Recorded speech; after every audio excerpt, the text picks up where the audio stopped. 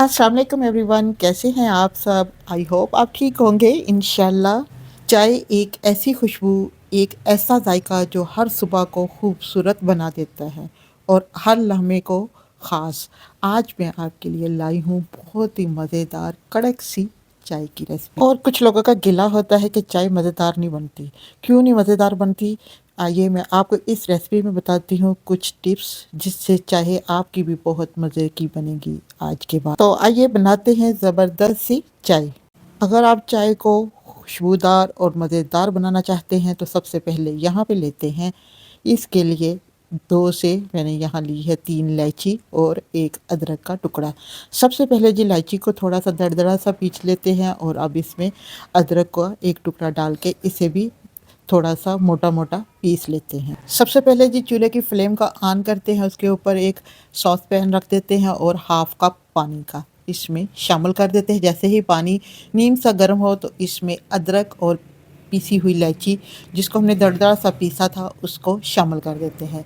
इसे तकरीबन 2 मिनट के लिए पकाते हैं। जैसे ही इसका अदरक और इलायची का कलर आ जाए तो इसमें डालते हैं 1 टीस्पून पत्ती का, और पत्ती ऐड करने के बाद इसे 2 से 3 मिनट पकाते हैं ताकि पत्ती का अच्छा सा कलर निकल आए। यहाँ पर मैं आपको बताती हूँ कि जब भी आप चाय बनाएं तो चाय के लिए आप सेपरेट देचकी रखें। कभी भी सालन वाली देचकी में चाय ना बनाएं। अगर आप चाय के लिए अलग से देचकी रखेंगे तो इससे चाय बहुत मज़े की बनेगी। इस घर में सेपरेट देचकी रखी हुई है चाय के लिए, कमेंट्स बॉक्स में बताइएगा। टुकड़ा गुड़ का ऐड कर देते हैं और गुड़ को मेल्ट होने तक पकाते हैं।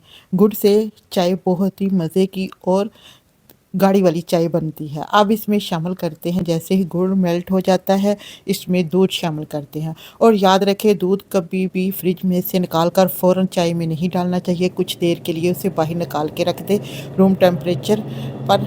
फिर इसे अगर आप चाय में डालेंगे तो बहुत मज़े की चाय बनेगी। 2 से 3 मिनट के लिए मज़ीद चाय पकाते हैं ताकि चाय का जायका मज़ीद निखर कर सामने आ जाए। चाय को यहाँ पर टोटल टाइम लगा है 8 मिनट बनाने में।